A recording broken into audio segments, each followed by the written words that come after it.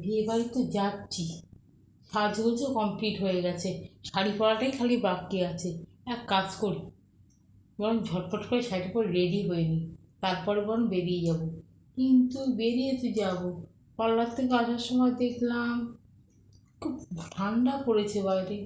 তা কী করবো? সোয়েটার পরে যাব? সোয়েটার পরা কি ঠিক হবে? এত সুন্দর শাড়িটা পরবো, জামদানি শাড়ি, সোয়েটার পরলে তো ঢেকে যাবে, কেউ দেখতে পাবে না। আর আমার এত সুন্দর হেয়ার কালারটা করলাম যে, মাফলার দিয়ে ঢাকার জন্য নাকি?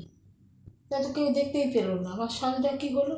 আমি যে 5 ঘন্টা ধরে এত পয়সা খরচা করে সাজলাম পার্লারে গিয়ে, কী করি কী করি কী করি?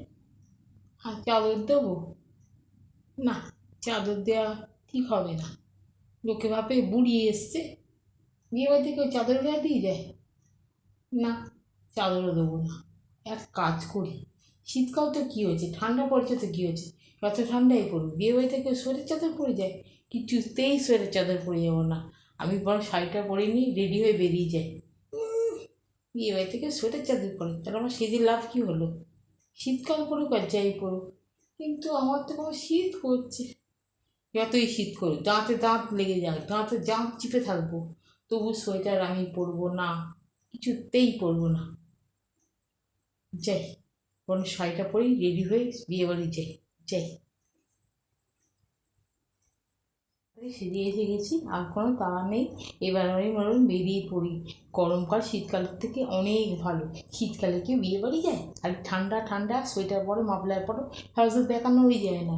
এত কষ্ট করে যে পয়সা দিয়ে সেজে আসি পার্লার থেকে, কে দেখে?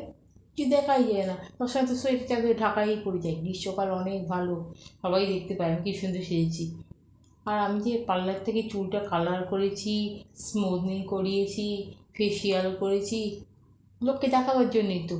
এই জন্যই তো গ্রীষ্মকালটা ভালো। গ্রীষ্মকালে বিয়েবাড়ি এসছে, খুব ভালো হয়েছে। আমি বেশ অনেক সেলফি তুলবো, এসিতে গিয়ে বসবো, অনেক আড্ডা হবে, গল্প হবে।